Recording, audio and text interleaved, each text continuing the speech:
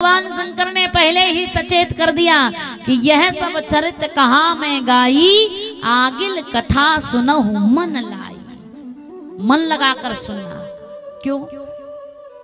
क्योंकि जितने लोग यहाँ हम बैठे हुए हैं, जितनी जनसंख्या है, जरूरी नहीं कि सबका मन यहाँ हो। शरीर से हम यहाँ हो सकते हैं, लेकिन जितने लोग हैं सबका मन यहाँ हो, क्या गारंटी है? कई लोगों का मन घर में लगा है, कई का खेती किसानी में लगा है, कई लोगों का मन मकान दुकान में लगा है, कई लोगों का मन बात में लगा है।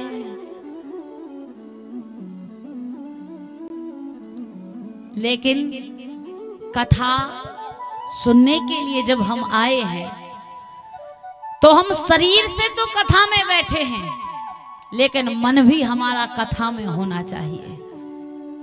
क्योंकि मन नहीं लगेगा तो कितनी ही हम कथा सुन ले, कुछ काम बनने वाला नहीं है, कुछ सुधार आने वाला नहीं है।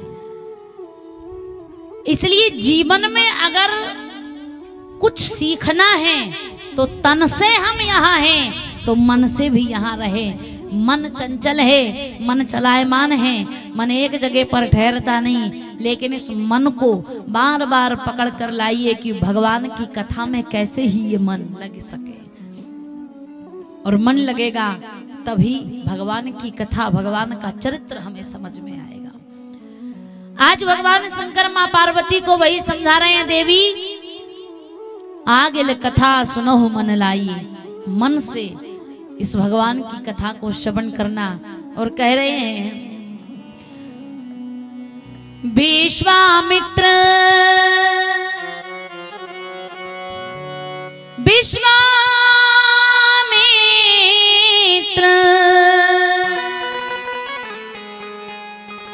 महामुनि ज्ञानी, ओ भैया बसही विपिन शुभ आश्रम जानी।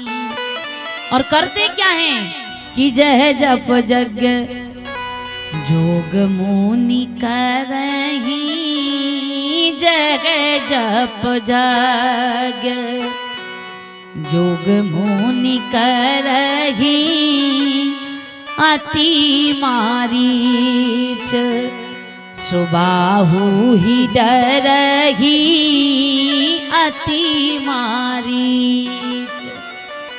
विश्वामित्र नाम के महात्मा वन में रहते हैं, पर डरते बहुत हैं। किससे डरते हैं?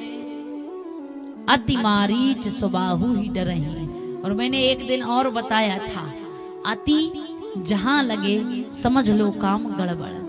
क्योंकि शास्त्रों में कहा गया है अति सर्वत्र वर्जते, लेकिन भगवान के भजन में अगर अति लगे तो समझ लेना जीवन का उद्धार है।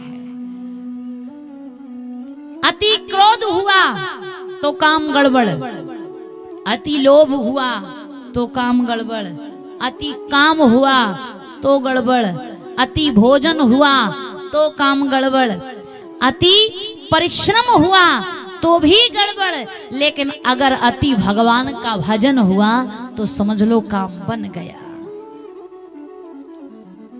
क्योंकि भगवान का भजन तो हम जितना ज्यादा जप सकें उतना जपना चाहिए।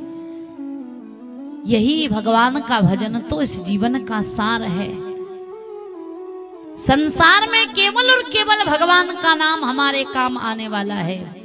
ये संसार के जितने भी वस्तु, जितनी भी चीज, ये धन दौलत रुपया पैसा गाड़ी बंगला महल मकान दुकान, ये सब काम आने वाली नहीं है। ये धन कमाने के लिए जितना तुम मेहनत और परिश्रम कर रहे हो, ये किसी काम आने वाला नहीं है। ये धन आज हमारे पास है, कल कहीं और होगा। ये जीवन की सुख सुविधाओं के लिए इतना दुख उठा रहे हो, ये सुख सुविधाएं आज हैं, कल नहीं होंगी।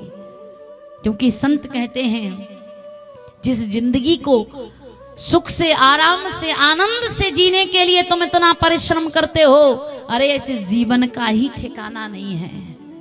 संतों ने कहा इतने दुख जिंदगी के लिए,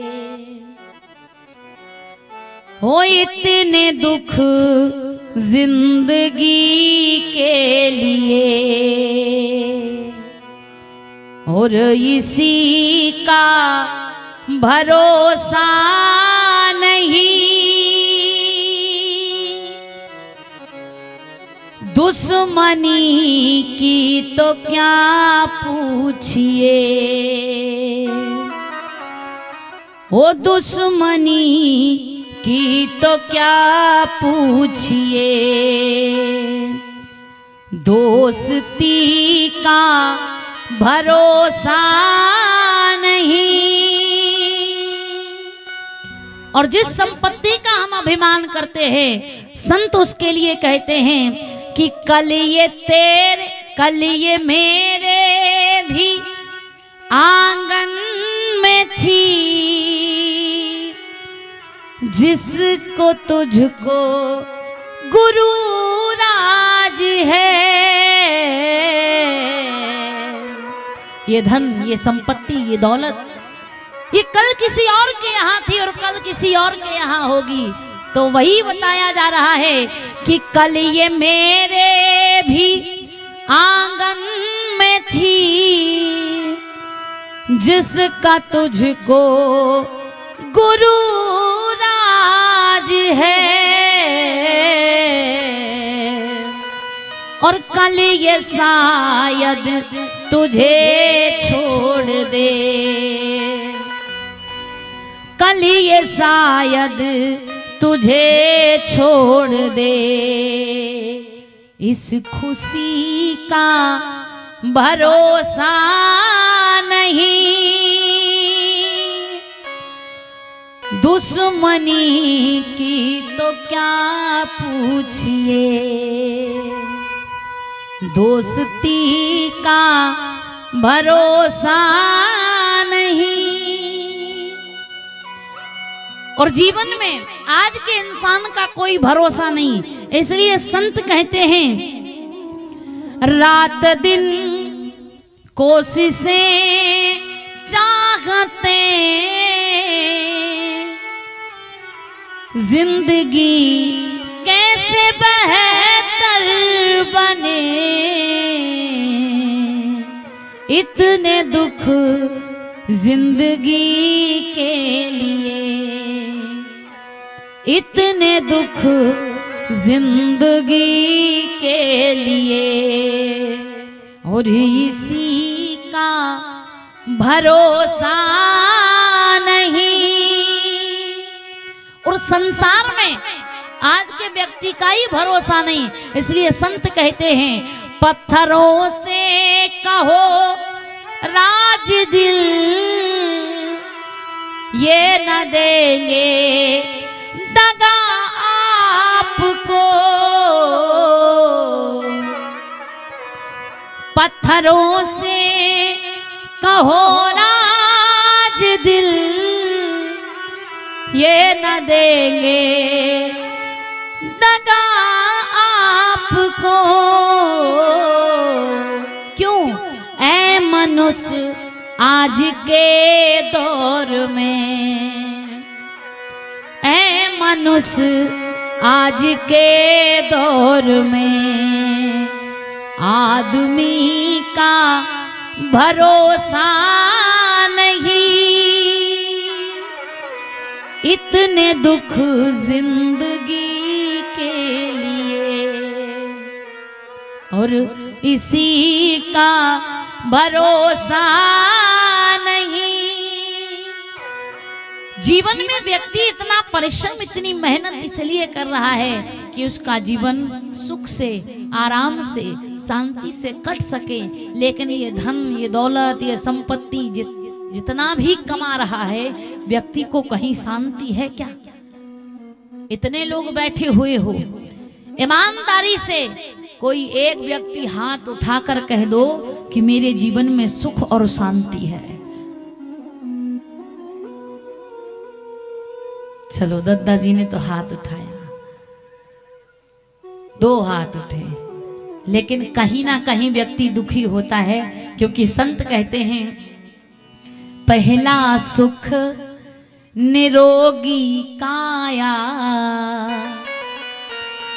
दूजा सुख जाके घर में माया,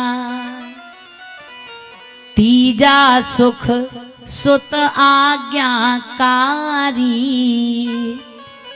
और चौथा सुख कुलवंती नारी। ये 4 सुख जिसके जीवन में है वो संसार का सबसे सुखी व्यक्ति है। और ये 4 सुख